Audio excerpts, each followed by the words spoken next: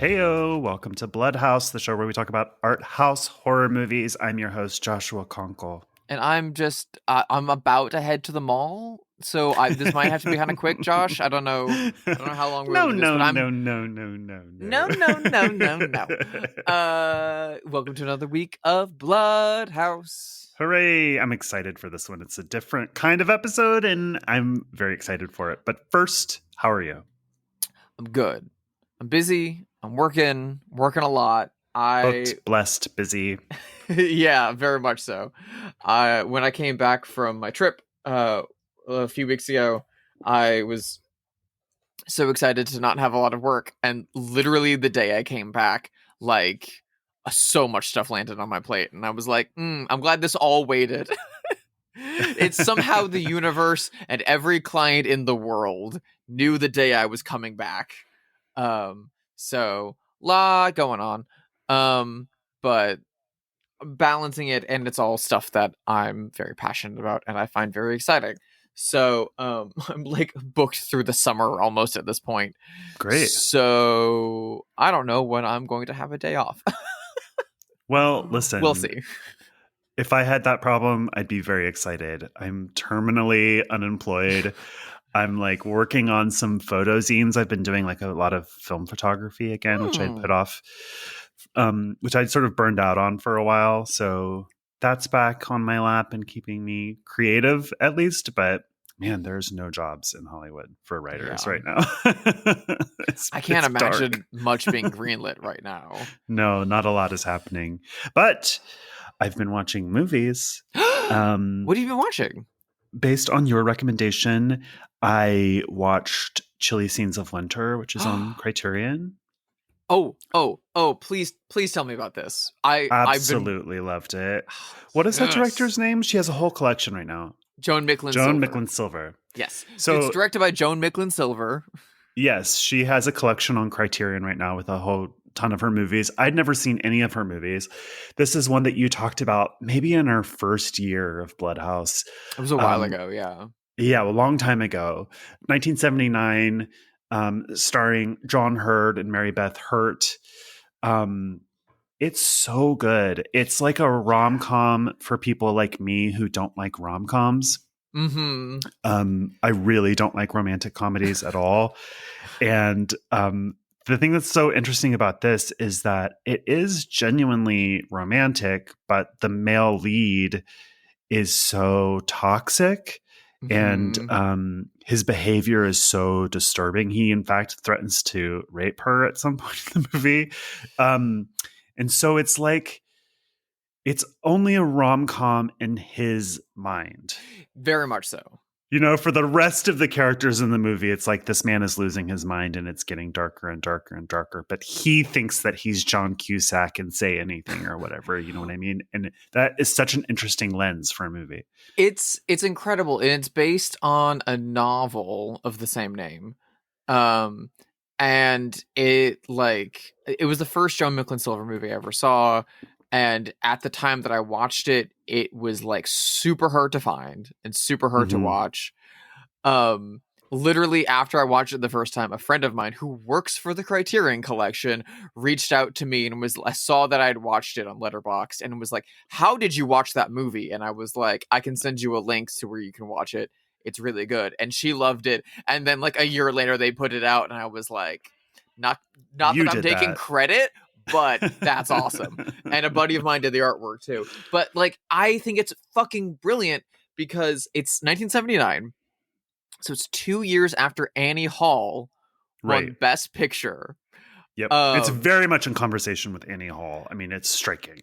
And it very much, it's non-linear editing. It's presenting a breakup and a tumultuous relationship through the lens of this male protagonist who's kind of narrating and carrying you through the movie, and you're following along with him. He's our protagonist. We're following along his romantic journey, falling in love with a coworker and this perfect moment that they had and kind of trying to win her back. And almost exactly midway through the movie, something super you kind of mentioned it, but he does something outrageously repugnant almost immediately after Mary Beth Hurt says the most like heartbreakingly genuine thing in the movie, and then Yeah. you go, "Oh, I know what's fucking happening here," and it like totally flips it on its script. I think it's genius, and I think it's brilliant. I And loved it. the great thing about Joan Micklin Silver, she also had made Hester Street before that with Carol Kane that I think you would like a lot. Yeah, But I want then to watch that. she followed Chili Scenes up in the 80s with a genuine rom-com, Crossing Delancey, which I think is like one of the best there ever was. Yeah, I've heard that it's good. I want to watch it. Although I genuinely don't like rom-coms, which is why I'm so impressed by this. I love this. I thought both actors were so good. And John Hurd, I'd never really seen much from him because he's kind of a bit actor. Like he's on The Sopranos as a corrupt cop, and I've only seen him in like smaller roles like that. He's so handsome and so He's good. very much a character actor. I mean, he was in After Hours, he was in Home Alone. Right. If you want another really, really, really great starring John Hurd role, there's a great movie from I think almost the same year as Chili Scenes called Cutter's Way with him and Jeff Bridges. And John Hurd plays a Vietnam War vet with an eye patch, who is convinced that there's a like conspiracy plot happening in Venice Beach, and he's trying to convince Jeff Bridges to like investigate with him. So it's in the same way that Chili Scenes is a like deconstruction of a rom-com. Cutter's Way is kind of like a deconstruction of a like neo-noir movie. Where you're like, is there like some awful like corrupt politician angle happening, or is John Hurd just very mentally ill and is his friend just having to take care of him? Absolutely incredible performance. He's such an underrated actor. But also you get, I mean, Mary Beth Hurt, who is married to Paul Schrader as the lead. Are they really married? I didn't they're know married. That. Oh wow. But then also Griffin Dunn produced it and is in it, and then you also get Frances Bay from all the David Lynch movies, Peter Riegert, one of my favorite character actors from the 80s from Animal House and Local Hero. But like the shining star in the whole movie for me is Gloria Graham as his mother. Yeah, she's amazing. I as such a big like old Hollywood and film noir fan, seeing her like pop up in this was like right before she died too. It's really like, special. Yeah. Yeah. I really liked this movie. On the other side of the token, last night I watched and speaking of movies that you can't see, you cannot see this. It has been erased from existence, but I can get you a link if you want it. My movie club watched this illegally through a private link. It's a movie from 2007. Produced by Luc Besson, which everyone was like, "Ooh, I don't really know anything about him," but apparently he's not people's favorite person. This is a movie from 2007 starring David Duchovny and Lily Taylor, and it's called The Secret. And it is not an adaptation of the popular self-help book The Secret, which I thought it was going into it. This is a movie where David Duchovny and Lily Taylor are a perfect married couple, super in love. They have a teenage daughter who is a bit of a pill, as teenagers can be. So Lily Taylor is driving the daughter somewhere when they get into a car accident and are sent to the hospital. And and Lily Taylor supposedly dies. When the daughter wakes up from her coma, the spirit of the mom has entered the teenage daughter's body. What? And so there's a sexual tension between the dad and the daughter, like will they, won't they kind of stuff. It's super fucked up. It's a bit like Birth, but it's not nearly as good as Birth. It feels kind of TV movie-ish in terms of the writing and the look, except that there's this like sexual tension between the father and daughter. It's so disturbing and icky, and I don't know. It was fun to watch with a bunch of people and like text throughout. I don't know if it would be fun to watch by yourself, but there is like a how did this get made episode about it, which I'm really curious to listen to. It's like that. How did it get made? it's a curiosity for sure, and it's like been completely erased from existence. It's not on any streaming service, nor is it available to rent digitally. Oh my You just like God. can't watch it, but it's so terrible and kind of fun. Like it feels illegal to watch, you know? And I don't know if I can really recommend it, but if you're interested, I could get it to you. And it is, I think, worth watching just for like, I don't know, curiosity's sake, you know? That's crazy. It is a crazy movie. It doesn't make any sense either. I mean, the emotional turns that the characters take are like, what? Why are they making this choice? Like once the mom is in the daughter's body, the couple collectively is like, well, we have to keep living her life for her in case she comes back. So now you have to go to high school again. So the mom starts going to high school and she's like having sex with her teenage daughter's boyfriend. And What? like, it's so messed up on so many levels. And that's just the beginning of it. It's a crazy, truly crazy movie. I'm looking it up a little bit, and it seems like the director Vincent Perez is also an actor, and he played the Crow in the sequel Crow City of Angels. Yeah. Yes. Okay. It's just a wild movie. That's galling that exists. But It's cool, I guess. Reprehensible. It is absolutely reprehensible, but I don't know. Sometimes that's interesting. I don't know. Sometimes you gotta fuck your daughter, wife. I think it's interesting to watch movies that are reprehensible. I just do. I agree. Or maybe I'm bad.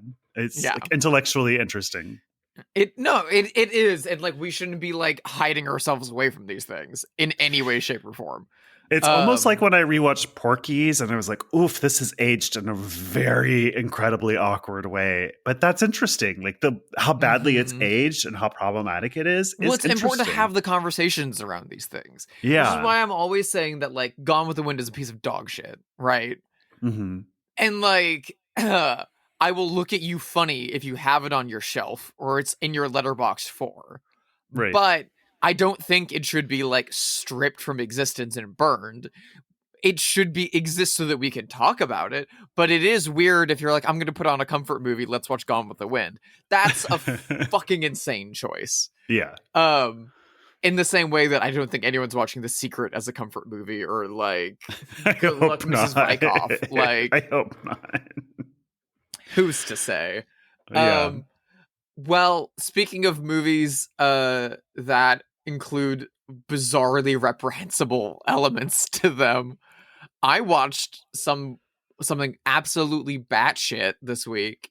I was having a hard day over the weekend, and I was like, fuck it.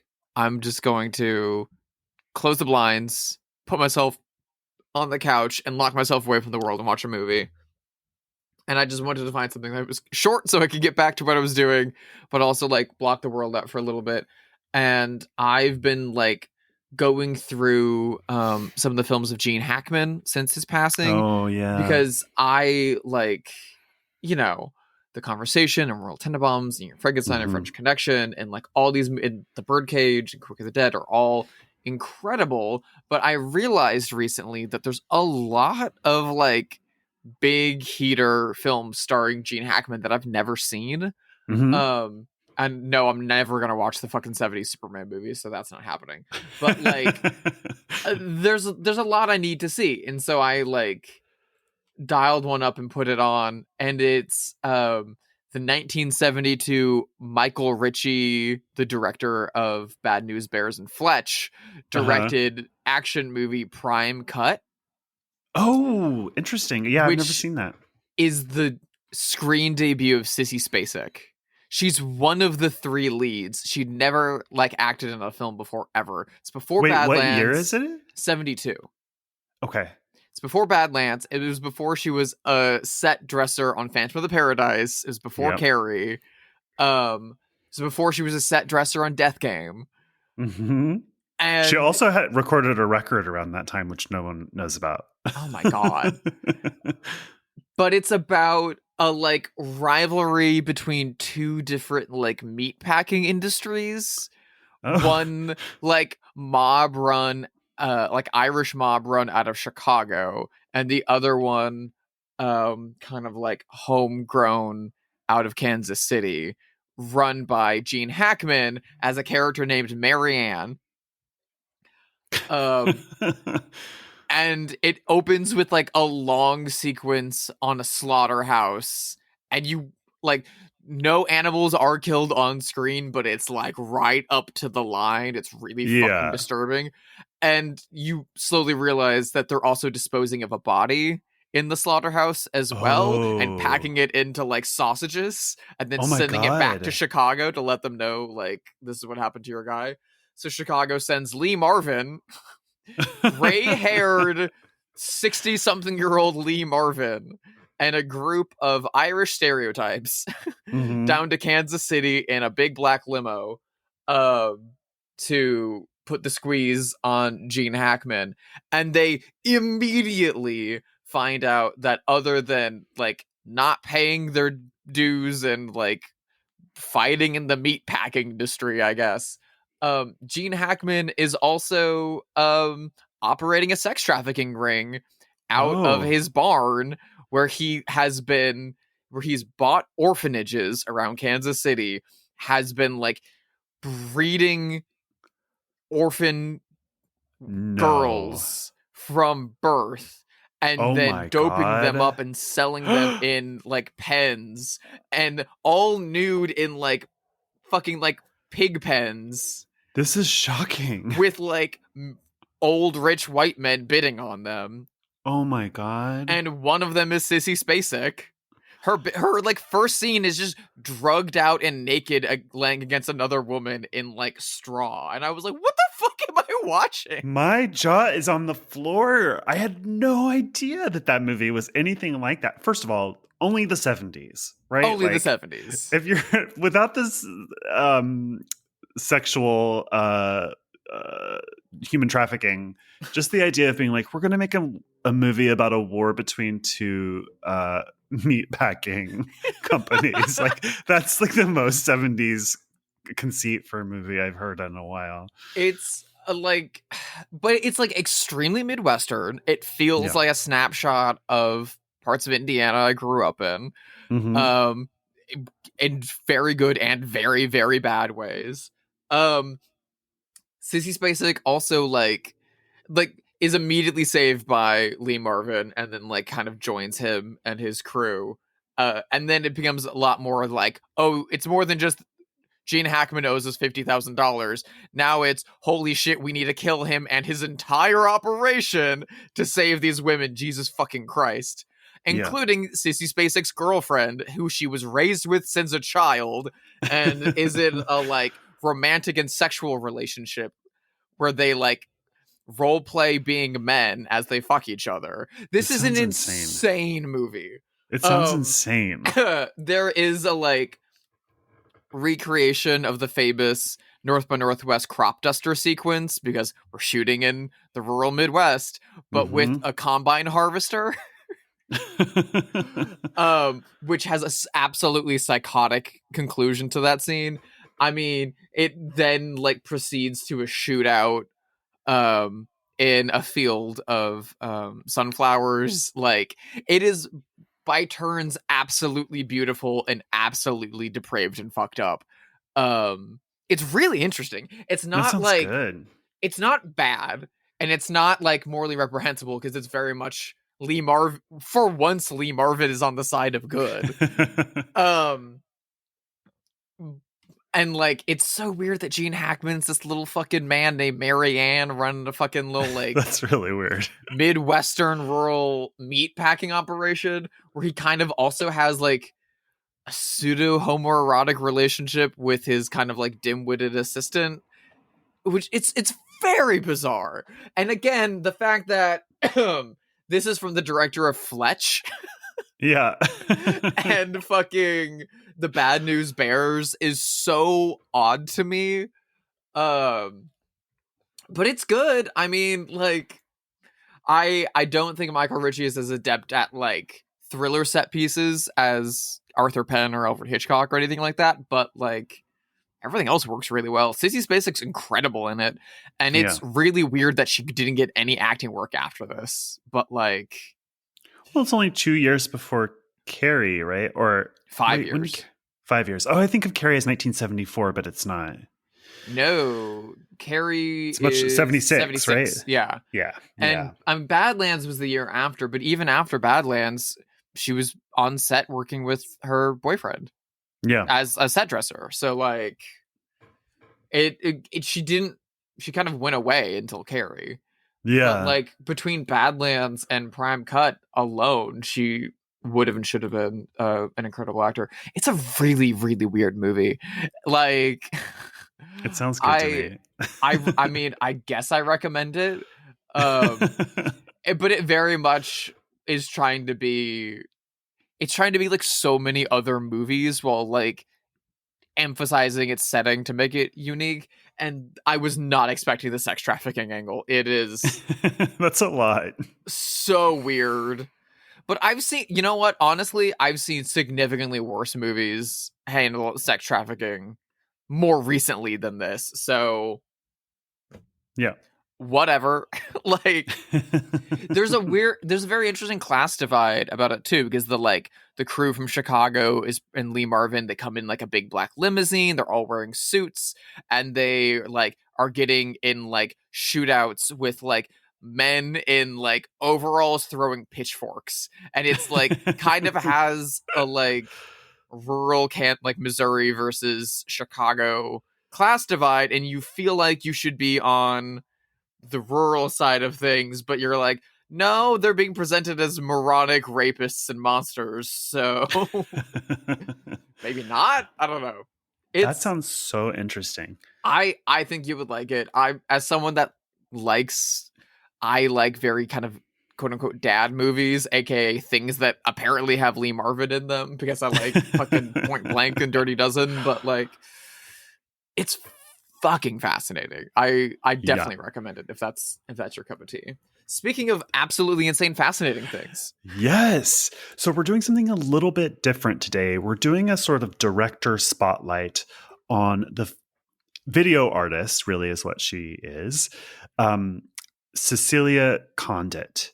Now, you may have seen her work without realizing it, because clips from her short film, which we'll be discussing today, possibly in Michigan, went viral on TikTok in 2022. And I still see them pop up kind of all the time. And this is a movie from 1983. Well, I guess we should say this. We're covering two short films. The first one is from 1981. It's called Beneath the Skin. The second one is from 1983. It's called Possibly in Michigan. They're both easily findable on YouTube. They were uploaded to YouTube by their director. Yes. And when I first discovered Possibly in Michigan, it was like everybody else. It was because of these like funny viral TikTok clips. Maybe I'll put one in right now. This one here smells great. Which one? Smells like Mother's crazy sister Kate. Oh, you think so? Yeah, I do. It smells so good. She couldn't have been that crazy. I don't think so. Oh, you don't think so, huh? No. Well, she put her poodle one time in a microwave oven. To eat it? Yeah, to eat it? Oh, no. No, silly. To dry it. But it exploded. And they were both found dead. She must have been out of her head. And me and my friend Christian were in love with it. We quoted it all the time. We were like, no. In the perfume scene, which is so good. But the idea, these are shot on VHS. I think the idea, and I fell into this trap at first too, was that this was bad, that these were bad. But when I watched the whole film, I was like, no, this is really good. Mm-hmm. And then doing some research, this is a real artist of note. I mean, this was funded by the NEA when we still had that. She has a master's. She's made dozens of these. She's a very well-known, very established video artist, which is I'll admit, maybe something that I don't know about enough and don't really appreciate. I mean, when I go to galleries or museums, which I do a fair amount, I kind of skip the video art. Like I don't like it in a gallery setting, but I like it on the setting of my computer, if that makes sense. You know what I mean? Like, and I've made some video art myself, and I don't know. What's your experience of this filmmaker?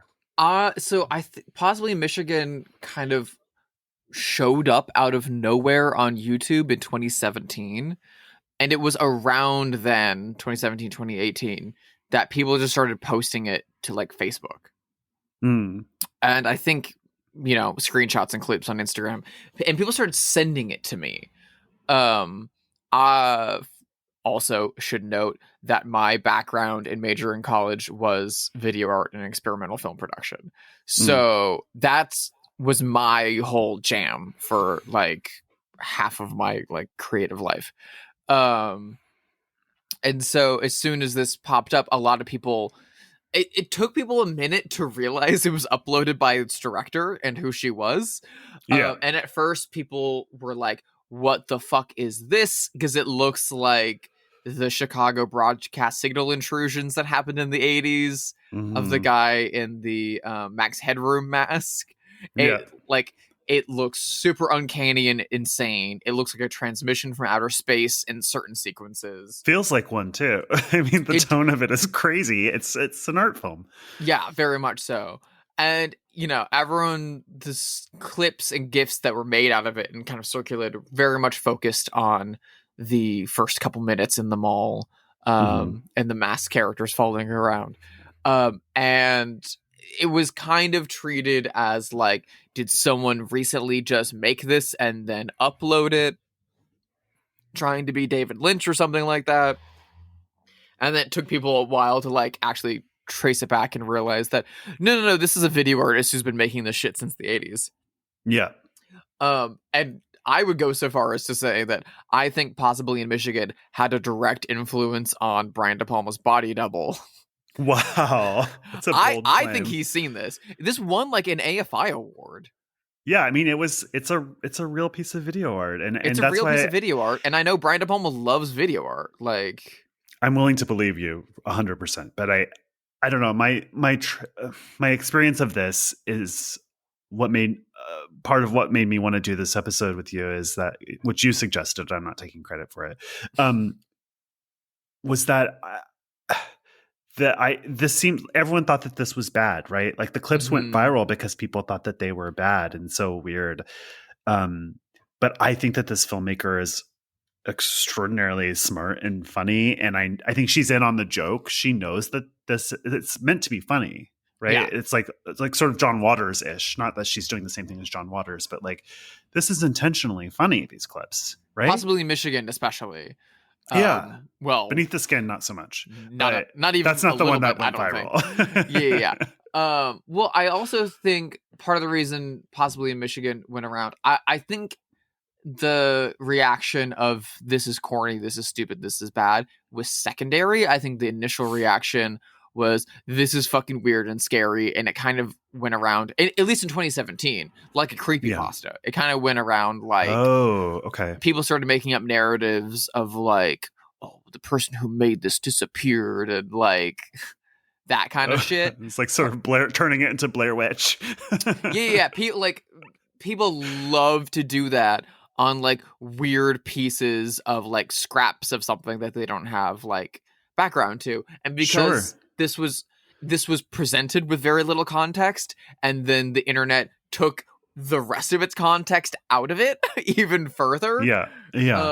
It was very easy for people to extrapolate and do those things, and it's very postmodern anyway. Even in its entirety, it's like easy to do that with. Well, it makes it almost like folk art in that way. That's easily digestible and then regurgitated as new art constantly. And I think that's one of the like positives of art being shared on the internet. on top of the like myriad of negatives. But yeah, I think at first everyone was like weirded out in this like did like gangbusters in horror spaces. And I like this was also something that people like showed friends to like scare them for a little bit, and then like the rest of it is something that you can laugh at. But it's genuinely unnerving. It's genuinely uncanny, and it's also exceptionally well made. Like and like planned out and thought through. He doesn't just pop up in the background for every single shot by accident. Like that is so deliberate and beautiful. It is a horror movie, and it's meant to be, and it's fun, interesting that, and so is the first movie, Beneath the Skin, and it's interesting because the filmmaker said she doesn't like horror or being scared, which is like funny that she feels called to do this.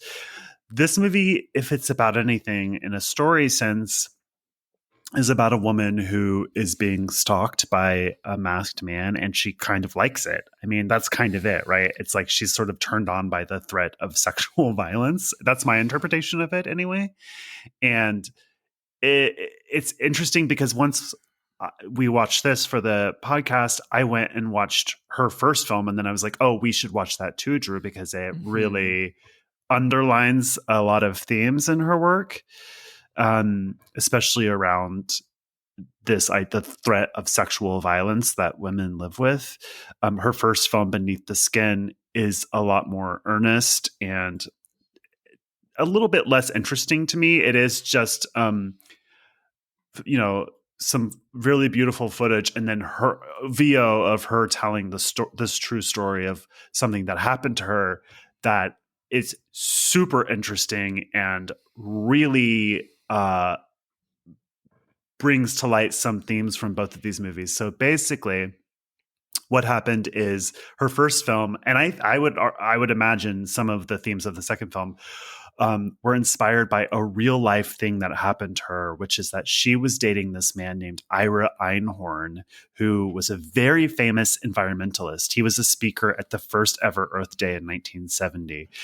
And she was dating him, and it turned out he had the corpse of his ex-girlfriend, Holly Maddox, in a trunk in his closet for 18 months before he was arrested. So she's dating him. She's spending the night at his house all the time. He has a corpse in his closet of his ex-girlfriend. She says that she was on this medication that made it so that she couldn't smell anything, but that's how he eventually got caught, as his downstairs neighbors were complaining about a smell. I don't want to turn this into my favorite murder and to like get into all the, the true criminess of it, but I think it's fascinating. I think if that happened to me, I would write about nothing else for the rest of my life. Yeah. It's a crazy story. I didn't know about Ira Einhorn's background.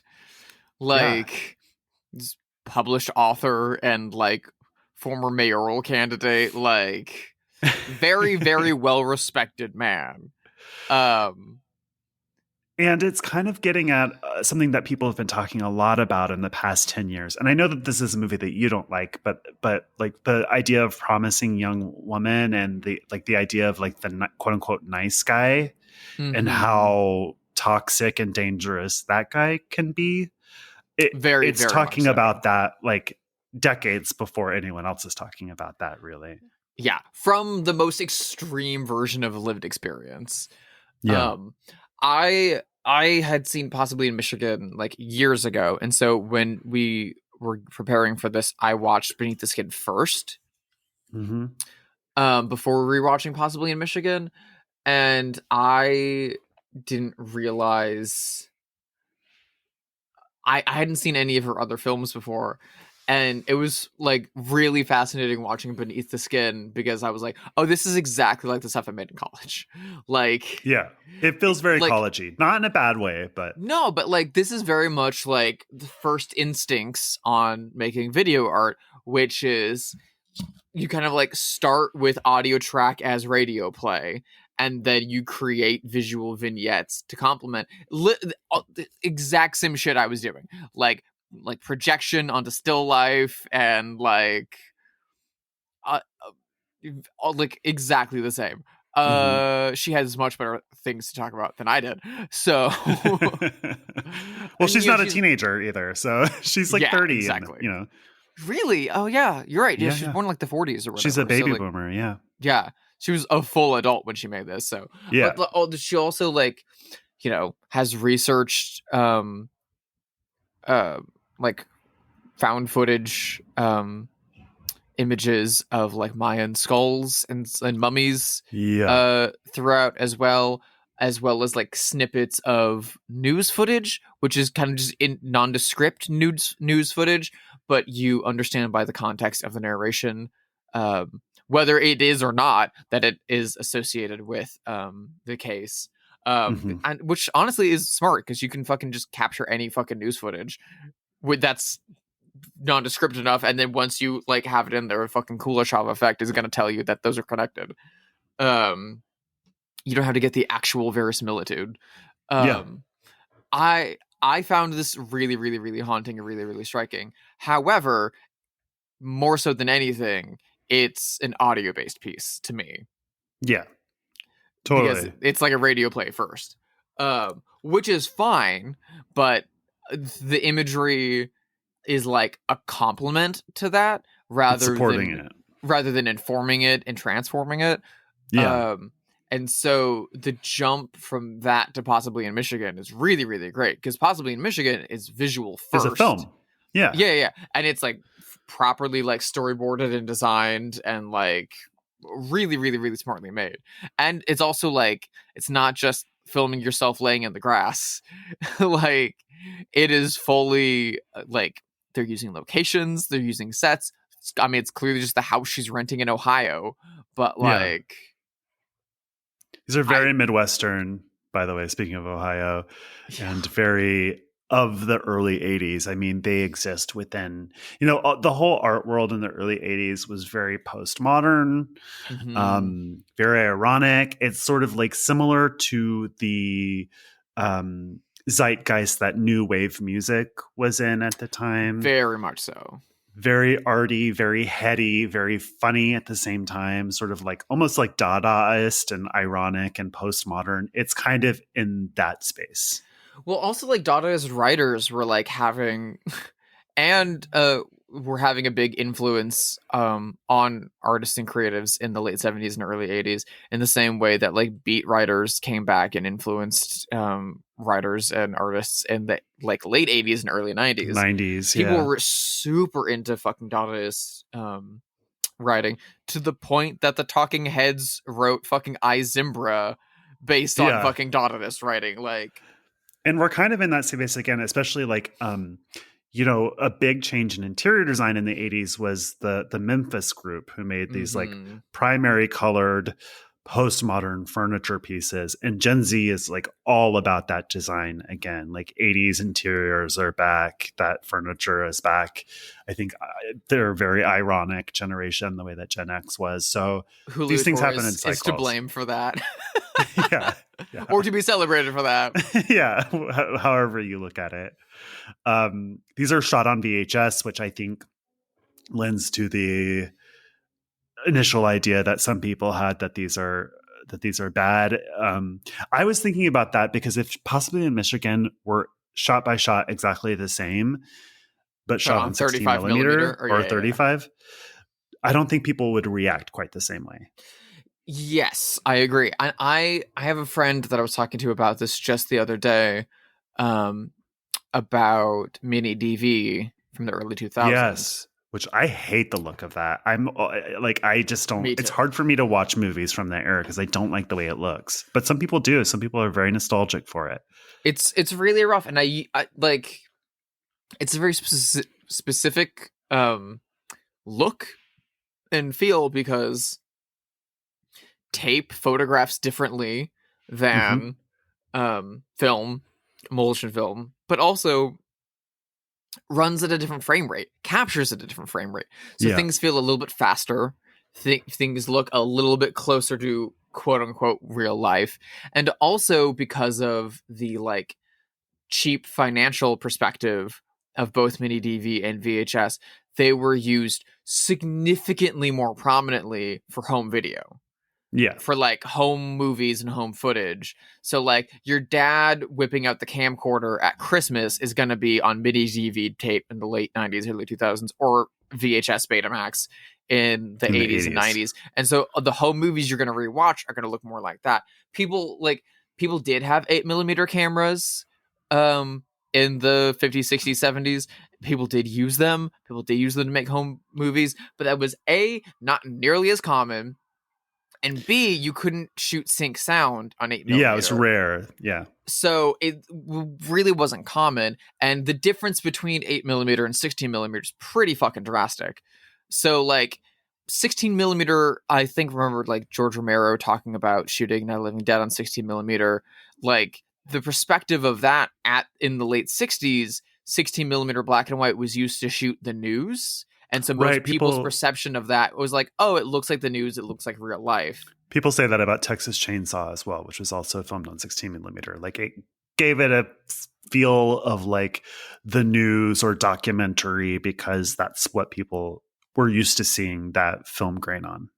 Because it's cheap and it's fast, which is good for something like the news, something that or a documentary that needs immediacy and not like lavish money in production to get it done, which helps those independent films. But I find it so interesting that as technology changed, we didn't in the 80s, like VHS was used more at home than in industrial settings.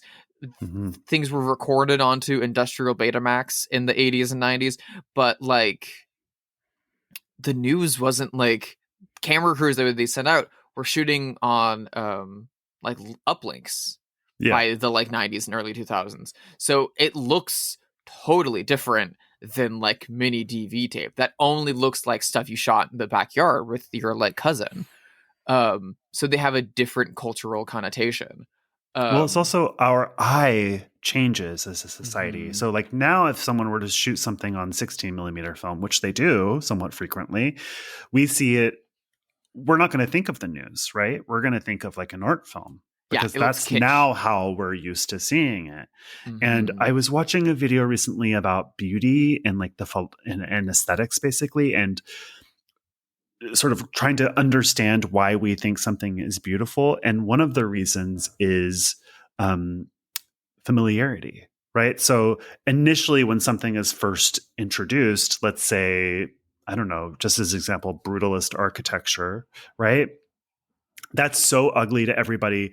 People think it's offensive, even people hate it. But after some time, as we get more of it and we get more used to seeing it, it trains our eye to start thinking that is beautiful. And it's that way with like everything that we see, basically. You can trace that in fashion. You can trace that in, I mean, when people were starting to make cinema verite, you know, like the French New Wave movies, the way that they edited was brand new. People thought it was infuriating. Some people really hated it.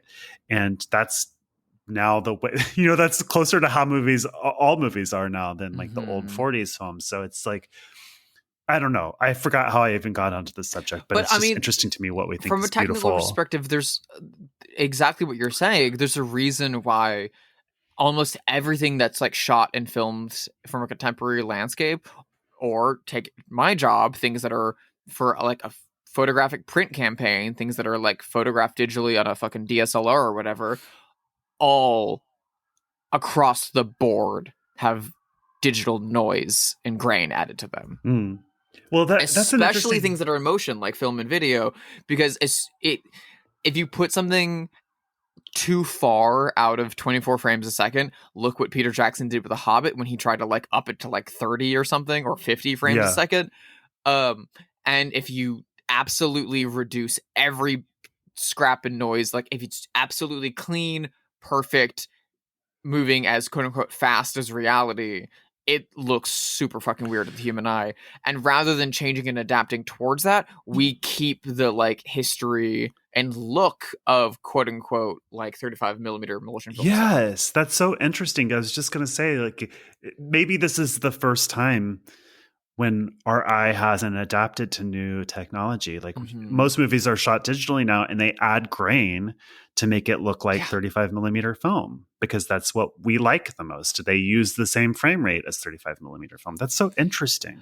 And similarly with VHS and mini DV, both David Lynch's Inland Empire, Spike Lee's Bamboozled, and Sean Baker's early movies like Prince of Broadway were all shot on mini DV.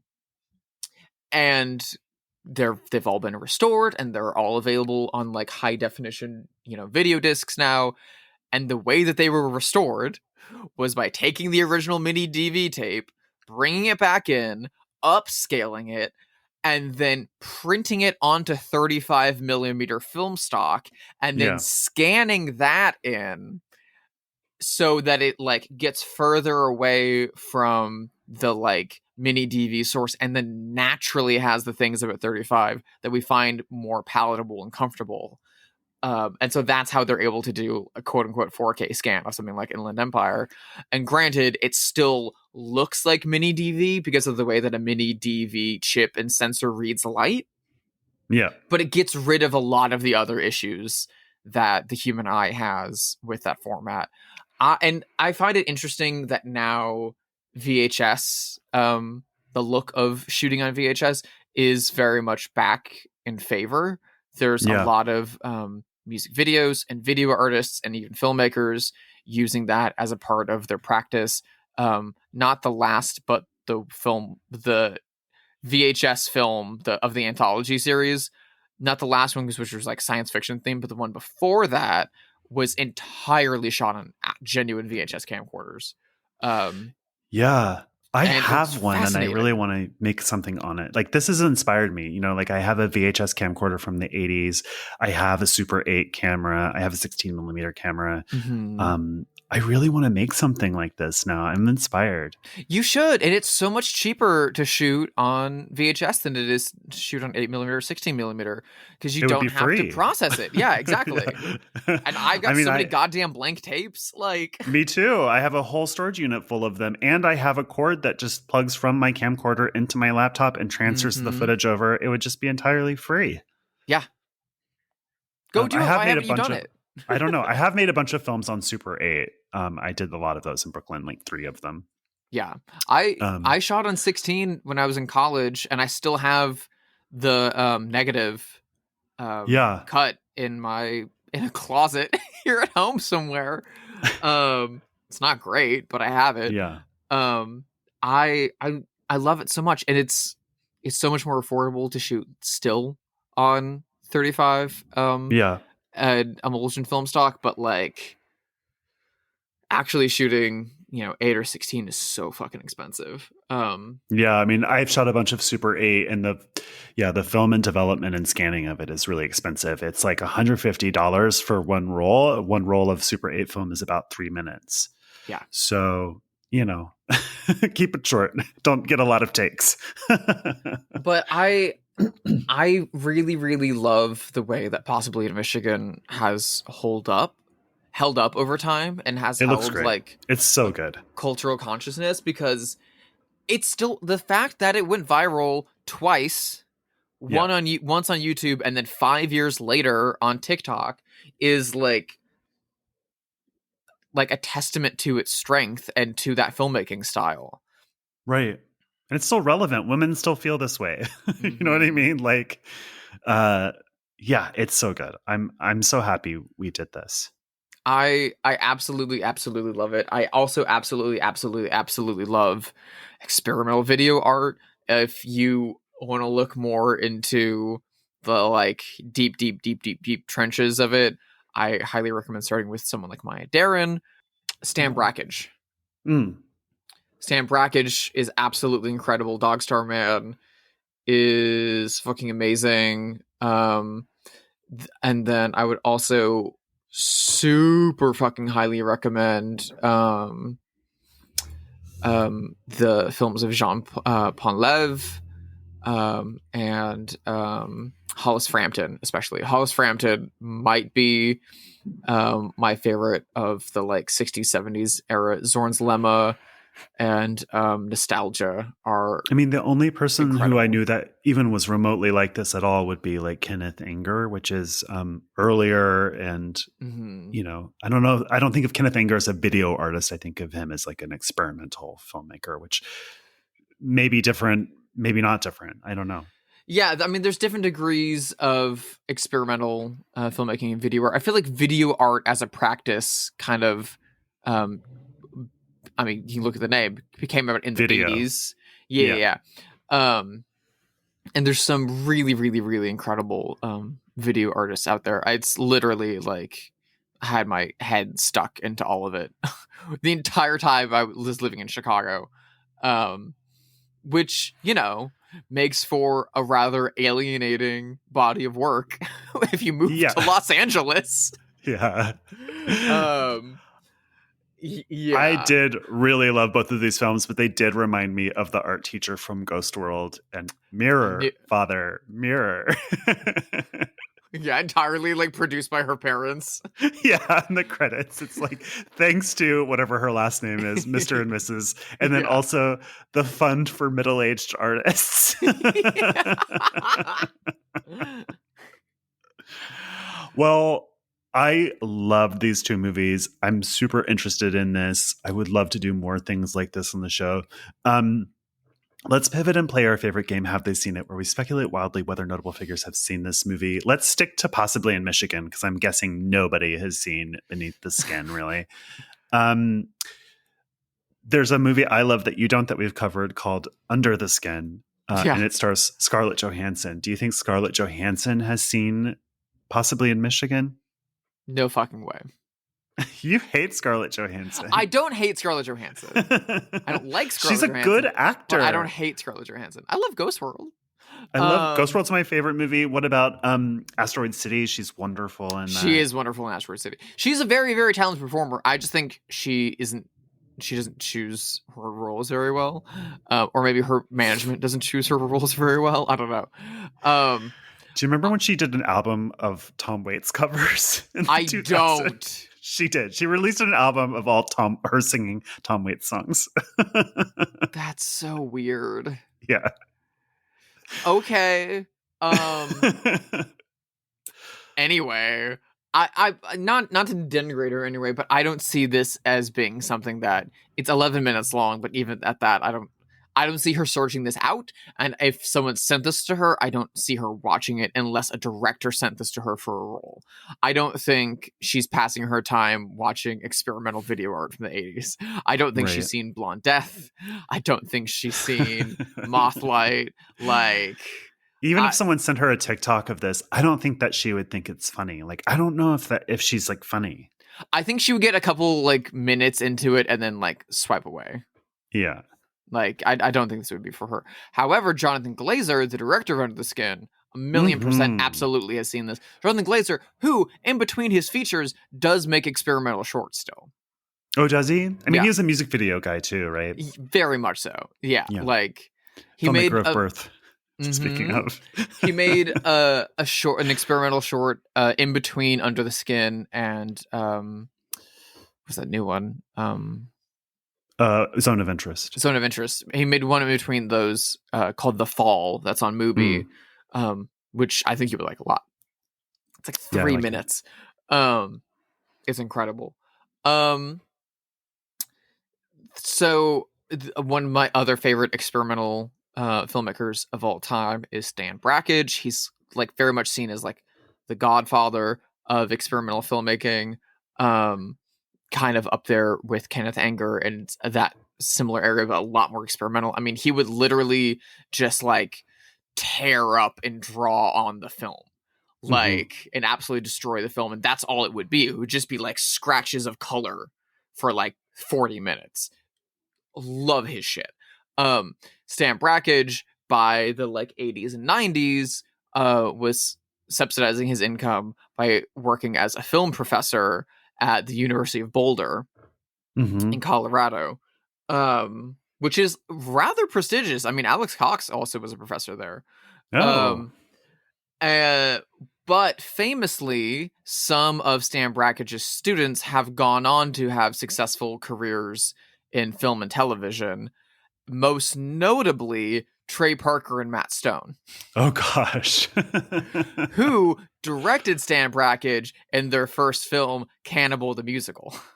Yeah.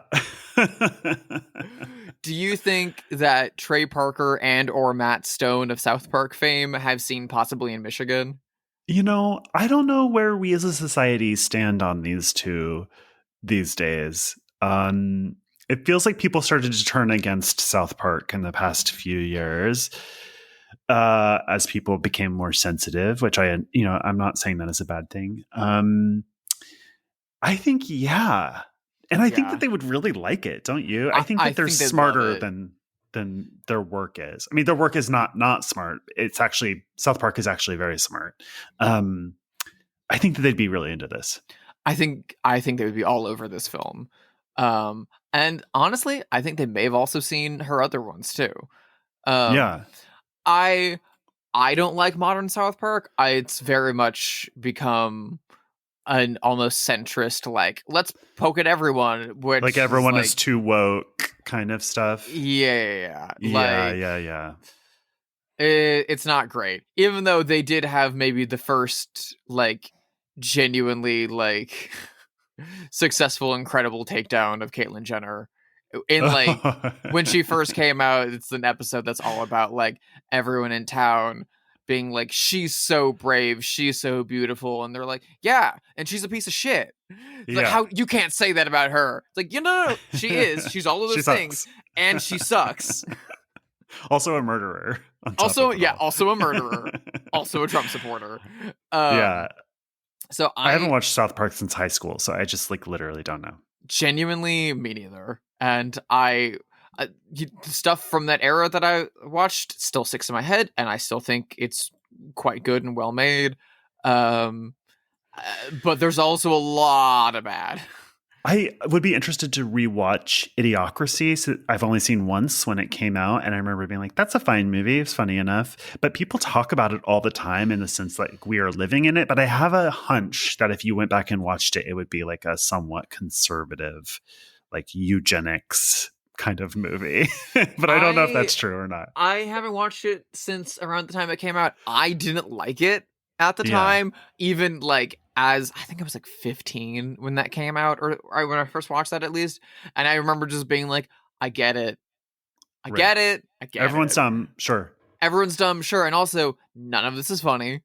Right. You just keep beating a dead horse the whole time, Mike Judge. I get it. I will say the South Park movie is very funny.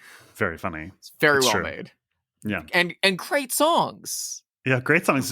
A truly great musical. What would Brian Boitano do? I love gay Satan as well. Like queer representation that I can get behind. Yeah, his boyfriend Saddam Hussein. Yeah, exactly. This is a person who we're all kind of mad at because of the Oscars. His speech was insufferable. He is insufferable. I'm talking, of course, about Adrian Brody, who I've recently learned is a painter. And quite a bad one. His paintings are very bad, very immature, very freshman year of art school, which is not surprising. Do you think he's seen Possibly in Michigan? Oh my God, they are. Oh my God. He literally did a painting of the Starbucks logo, but she's pointing guns at her head. So stupid. My God. His paintings literally, they're like graphic colorways of fish with like Klimt-esque patterns inside of them. Here's the thing, like, true, there is no conscientious consumption under capitalism. True. But if you're Adrian Brody, I just don't think that you get to make anti-capitalist paintings. No, I just don't think so. Sorry. He has a painting that's also poorly rendered. First of all, of like a McDonald's fry box full of cigarettes. So stupid. It just reminds me of the Portlandia sketch of like a life drawing class, and they bring in a woman dressed as Ronald McDonald, And they're like, okay, so you start with Ronald, and then you like put a gun in his hand, or maybe like dollar bills for eyes, because like he's like hungry for money. Yeah. Like that's Adrian Brody's art. Totally. Yeah, no, I don't think he's seen this. If he has, I feel like he would be like, it's so beautiful, and he wouldn't get any of the comedy of it. Yeah, or the flip side would be he would just think it's hilarious and just be like, that's a dumb, funny thing someone made. Or he would think it's terrible and think it's funny because it's terrible. He would think it's like The Room or something like that. Yeah. I think it's one of those two options. Also, speaking of Adrian Brody, after the Oscars and his long speech and stuff like that, people figured out who his current romantic partner is, because she was there and she was applauding and stuff, and she looks significantly younger than him. She's around the same age. And he like called out her kids that are like they're watching it or whatever. He's currently dating and has been dating for like 5 years now, Harvey Weinstein's ex-wife. Ooh. He's the new dad to Harvey Weinstein's kids. Well, probably a better dad than Harvey Weinstein. I mean, it's a step up, I guess. You know, one foot in front of the other, I guess. I don't know what else to say about it. Yeah, That's Hollywood is crazy. Fascinating. That's fascinating. I mean, good for her, because Adrian Brody's definitely an upgrade in every way imaginable. But also, like, what is going on? What taste that woman has. Like, wow. I don't think anyone marries Harvey Weinstein because they genuinely are into him or in love with him. I think you marry Harvey Weinstein for the money. Let's be honest. Probably.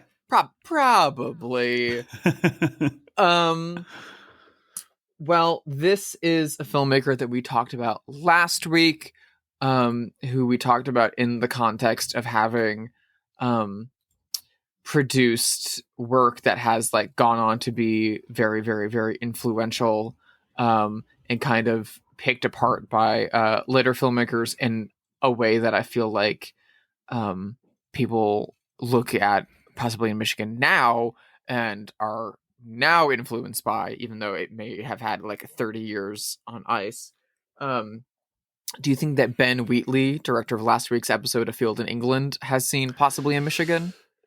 I think so. I think he would have found it through one of the viral, like through Reddit or TikTok or YouTube. I think he would have watched the whole thing. I think he would like it. He's smart and he would love it. Like, I think he probably got a bunch of those other people to see it too, like Noel Fielding, like in those guys. I think they've all seen it now. And I think Ben Wheatley is the epicenter of it. I feel like if you went to a party at Ben Wheatley's house in 2017 with Armie Hammer and whoever else was there at the time, they probably had possibly in Michigan playing on a wall. Or through like Brett Goldstein, I've seen this, and they're all kind of tangentially related, all these British comedians. I feel like they've all seen it. Every British comedian has seen it. Yeah. James Acaster has absolutely watched Pod. I mean, 100% I'm sure he has, but like... Yeah. Yeah. Do you know what I would love to see is not the actor, but the character Philomena Kunk watch possibly in Michigan. Oh my God. Philomena Kunk, who I love dearly. She needs to go on Taskmaster, but fully in character. In character, yeah. I just adore her. She's so funny to me. She's so fucking good. Oh my God. Yeah. Yeah, this film is incredible. One final quick one that I just wanted to say, because the title is as an exceptionally Midwestern film, and it mentions Michigan by name in title and song, even though this person's not from Michigan but has made a lot of art about the Midwest and Michigan, is John Cusack, Chicago's very own John Cusack, and I think he is 100% seen possibly in Michigan. You do? Oh, absolutely. I was going to say no. I do love him. He's a big lefty. He's a big lefty, and he's been a lot of... every now and then he pops up in like Redbox movies for a paycheck or like an Amazon show. But for the most part, he is like... He owns his own like experimental theater in Chicago, and that's what he's been doing. Really? A handful of years. Yeah. And so I feel like he probably like walked into the theater one day and some young actor was like, "Look at this thing," and he he would eat this up with a goddamn spoon. Totally. I know he would like it if he saw it. I just wasn't sure if he had, but I'd be willing to bet he's seen it. Joan Cusack probably hasn't seen it, but No, I'm sure he's seen it. I feel like he would fucking love this. He would like it, I think. Cecilia Condit, make a feature-length film starring John Cusack. Let's get this ball rolling. Let's get this going. Let's kickstart this, if nothing else. Thank you so much for listening to this episode of Bloodhaus. Please rate it wherever you listen to podcasts. You can follow us on Instagram at BloodhousePod. You can email us at bloodhousepod@gmail.com. We have a Blu-ray coming out through Arrow Video with our commentary on The Long Kiss Goodnight. I think our Blu-ray of Dress to Kill is sold out. Really? Oh my God. Yeah, I think it's sold out. That's amazing. It is amazing. They'll put it back as a standard edition again, and the commentary will still be on there. I hope so. Thank you to everyone who bought it if it is sold out. Holy shit, that's fucking awesome. That's amazing. Yeah. Drusilla, where can people follow you? You can follow me and my work over at sisterhidedesign.com. All my recent work is up there, including stuff for Arrow Video, like The Terminal Man and Cruising. My new art for the new season and final season of the Amazon show The Summer I Turned Pretty is also up there. And you can follow me on Letterboxd. If you look for Sister Hyde or Drusilla Adeline, you can follow me on there, and all the like film noir and Ernst Lubitsch movies I've been watching to fill my like bleeding soul. And then you can also follow me on Instagram at Sister Hyde, and on Blue Sky. Is that the one I'm on? I don't remember. Yes, I am on Blue Sky. I fucking forget what they're called. It's basically Twitter, but without the fucking Nazis. Yeah. So yes, I am on Blue Sky now as well. I'll eventually make a Blue Sky account for the podcast, I guess. What about you, Josh? How can people follow you home from the mall? Blue Sky, Instagram, and Letterboxd at Joshua Conkel. Next week, we're watching another crazy one, as we do every week.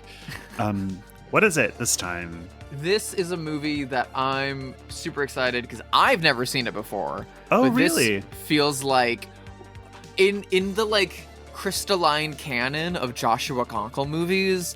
This feels like top of the heat. I do. This is like one. Up there. This, from my perspective of not having seen it, feels like it's up there with Let's Scare Jessica to Death and stuff like that. It's in the ballpark. I can't believe I forgot to mention that Let's Scare Jessica to Death came up in Prime Cut. Oh yeah, that's right. Yeah. They passed a theater in Chicago playing Let's Scare Jessica to Death, and I immediately texted you about it. So a movie that I've only ever seen the trailer for a lot at American Cinematheque. From 1976 and starring Millie Perkins of The Shooting and Wall Street fame, and directed by Matt Seimer of this movie fame and kind of nothing else. We will be watching the regional American horror classic, The Witch Who Came from the Sea. Can't wait to watch this again. See you next week. Thanks, everyone. Bye.